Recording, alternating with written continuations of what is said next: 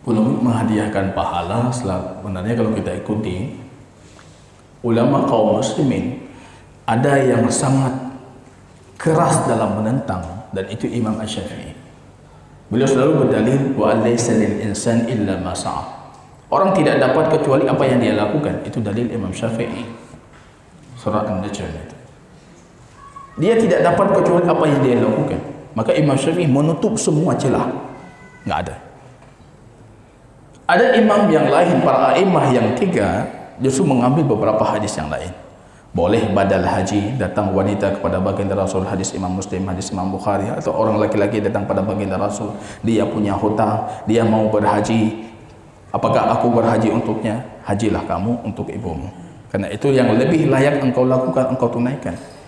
Dalam hadis Imam Muslim, baginda Rasul ada datang seorang wanita tiba-tiba bertanya, ibuku dulu ingin bersedekah, akan bersedekah, boleh tidak aku bersedekah untuknya? Baginda Rasul mengatakan boleh. Sedekahlah untuk ibumu. Jadi ada beberapa kasus yang menjadikan ini polemik, apa hukum sebenarnya menghadiahkan pahala. Maka madhab yang tiga tadi mengatakan sampai menghadiahkan pahala selama bukan pahala ibadah badaniyah. Kalau badaniyah semua sepakat tidak sampai. Saya salat, ini pahala salat untuk si fulan, itu semua sepakat tidak sampai. Yang mereka katakan sampai, bagi ulama yang mengatakan sampai, itu ibadah maliyah yang sifatnya lebih kepada harta dan uang. Ini yang menjadikan polemik terbaru. Baca Quran termasuk ke dalam ibadah yang mana? Baca Quran termasuk ibadah yang mana? Ibnu Taimiyah dalam kondisi masih ragu-ragu. Imam Ahmad mengatakan, dalam satu riwayat kita tahu Imam Ahmad kalau berfatwa beliau selalu punya satu pandangan, dua, tiga, bahkan kadang-kadang pandangan yang pertama dengan pandangan yang lain itu saling bertolak belakang. Beliau dalam satu pandangan beliau mengatakan sampai. Dia menjadikan Ibnu Qayyim, Ibnu Taimiyah ragu-ragu ini sampai atau tidak sampai, sampai atau tidak sampai. Dalam pembahasan ini, kalau bagi saya pandangan yang paling tepat dan insya Allah lebih selamat, itu pandangan Syekh Albani rahimahullah.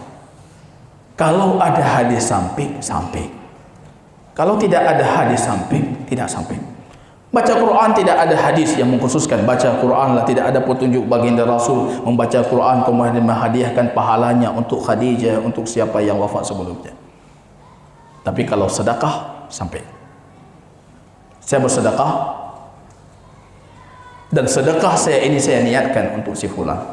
Walaupun bukan akarib, bukan bapak saya, bukan abang saya, tapi ada kawan saya, teman, orang yang saya kenal dengan kebaikan dan saya ingin memberikan untuknya kebaikan. Itu insya Allah sampai sesuai hadis Imam Muslim. Selama bentuknya bukan bentuk menyerupai agama lain atau bentuk ritual kebiasaan agama dan kelompok-kelompok sesat yang kelompok-kelompok yang tidak benar. Jadi ketika menyerupai, ini saya menghadiahkan pahala bentuknya sedekah. Sedekah yang saya berikan memberikan makan. Memberikan makan di hari ke-7, di hari ke-40, di hari ke-100. Itu sudah ada penyerupaan, tasyabbuh dengan orang-orang Hindu. Dalilnya sana di kitab Hindu itu yang lengkap. Kenapa harus ke-7, kenapa harus 10, 40, kenapa harus 100, kenapa harus 1000. Itu di sana penuh dengan dalil, cukup.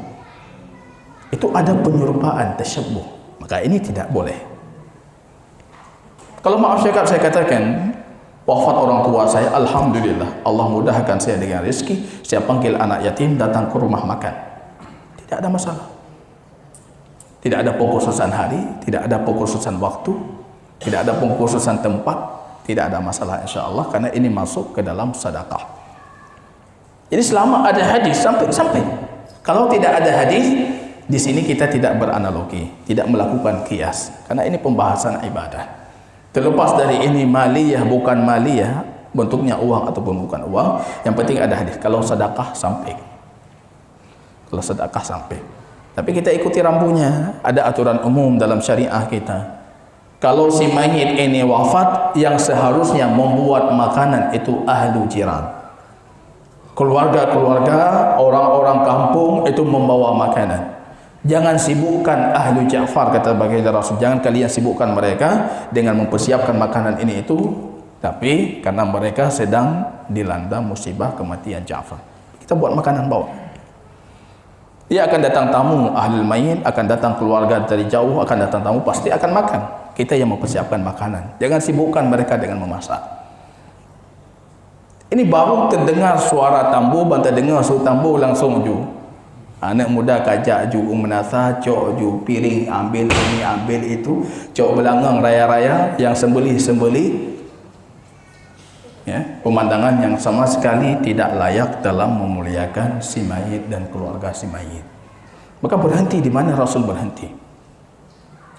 Apalagi kondisi hari ini.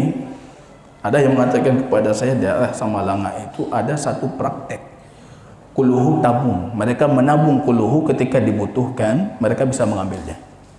Jadi berkumpul penuntut-penuntut ilmu terbaik, tungku-tungku terbaik berkumpul. Mereka berikhtiar baca, ini kita baca kuluhu 1000 kali, baca 1000 kali. Selesai 1000 tambah 1000 lagi. Akhirnya mereka punya stok. Ini ada stok 2000 kuluhu. Ketika ada yang wafat, mereka bisa membeli. Itu ada praktek yang diceritakan kepada saya. Wallahu a'lam tentang kebenaran, karena kita tidak investigasi langsung ke tempat. Ada praktek demikian. Elok pilih kuluhu 2000. Nggak perlu lagi datang ke rumahnya untuk membaca kuluhu, masih ada stok yang lama. Ini kalau kita menyerupai kebiasaan yang dibuat dalam agama Nasrani, membeli kartu pembebasan dari api neraka.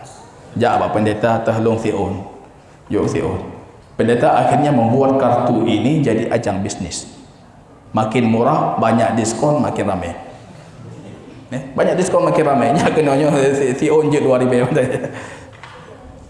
Nah, kita jangan bermain-main di ranah, apalagi ranah-ranah yang tidak disyariatkan.